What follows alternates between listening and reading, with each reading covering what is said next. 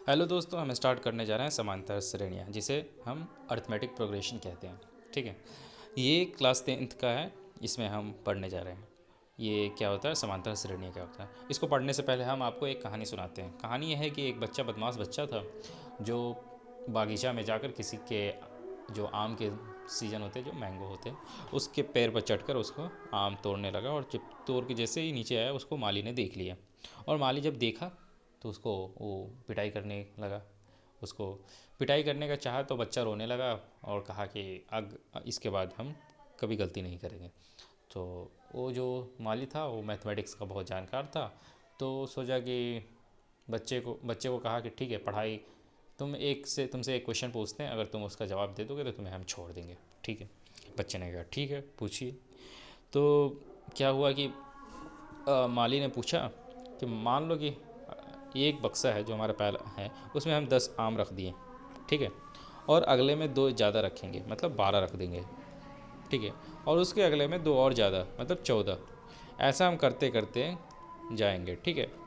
तो ये पहला हो जाएगा, ये दूसरा बॉक्स, ये तीसरा बॉक्स, ऐसा करके चौथा, पांचवा, छठा। मतलब तुमको ये बताना है कि कौन सा ऐसा बॉक्स होगा जिसमें 110 आम हो जाएंगे। बच्चा कंफ्यूज हुआ, कहा कि ऐसे जोड़ेंगे तो बहुत टाइम लगेगा। मतलब दो चार, मतलब 12, 14, 16, 18, 20, 22, 24, ऐसे कौन सा बक्सा होगा। तो वो सोचने लगा कि क्या होगा। और वो सोचने लगा क्या कोई ऐसा फॉर्मूला नहीं है जो इतने मतलब इन चीज़ों को इतना आसान कर दें। ठीक है। तो इसके लिए आइए जानते हैं। इसके लिए मैथमेटिक्स में बहुत आसान फार्मूला है और इनको बहुत इजीली कर सकते हैं। उसको गिनना नहीं पड़ेगा कि पहले में, दूसरे में, तीसरे में, चौथे में, पाँचवें में, छठे में। इसके लिए एक जनरल फार्मूला मैथमेटिक्स वालों ने दिया है। उसको जानने से पहले हम जानते हैं कि कैसे होता है। ठीक है। समांतर श्रेणियाँ ऐसे श्रेणी को बोलते हैं जो एक निश्चित पैटर्न को फॉलो करते हुए करता है और साथ में उसके हर टर्म, मतलब कंजुगेटिव टर्म, मतलब दो पास वाले टर्म के बीच का जो डिफरेंस होता है, एक कॉमन होता है, सेम होता है, और सब में वो होता है। और उसको डी बोलते हैं, सार्वंतर या कॉमन डिफरेंस। ठीक है। तो इसमें क्या है, कॉमन डिफरेंस क्या है, दो। मतलब हर श्रेणी में, हर टर्म में अगर हम दो ऐड कर देंगे तो उसका अगला टर्म हमें मिल जाएगा। ये हो गया या इसका हो गया। तो अगर हमको पहला टर्म इसका चाहिए तो पहला टर्म कितना था, 10 था। दूसरा टर्म 10+2। तीसरा टर्म क्या था, 10+2 टाइम्स 2। तीसरा चौथा टर्म क्या हो जाएगा, 10+2 इन, मतलब 3 टाइम्स 2, मतलब 3 बार 2 ऐड करेंगे। उसी तरह 4 बार ऐड करेंगे 2, तो ये पहला टर्म हो जाएगा, ये दूसरा टर्म हो जाएगा, ये तीसरा हो जाएगा, ये चौथा हो जाएगा। तो हमको ये देख के एक लग रहा है कि पहले टर्म में हम कुछ नहीं जोड़ रहे हैं। ठीक है। दूसरे टर्म में हम क्या जोड़ रहे हैं, एक बार जो कॉमन डिफरेंस था वो जोड़ रहे हैं। तीसरी बार में क्या होगा, हम 2 बार जोड़ रहे हैं कॉमन डिफरेंस। ठीक है। और चौथी बार में क्या बोल रहे हैं, हम 3 बार जोड़ रहे हैं।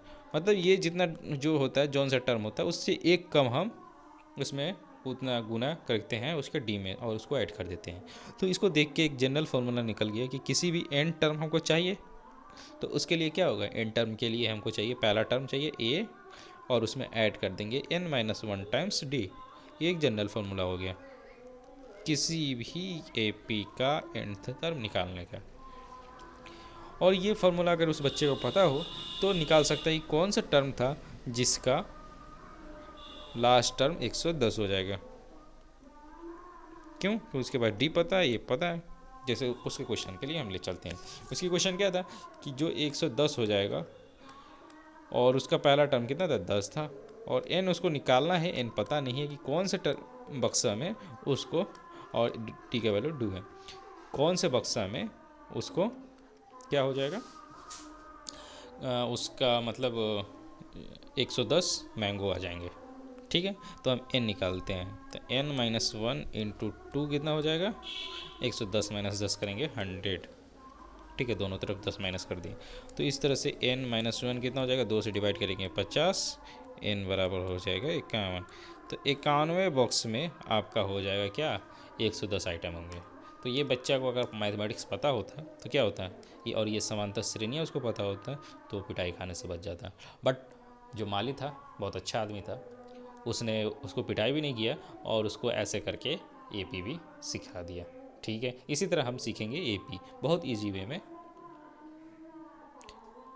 ठीक है, चलते हैं अगले क्वेश्चन के लिए।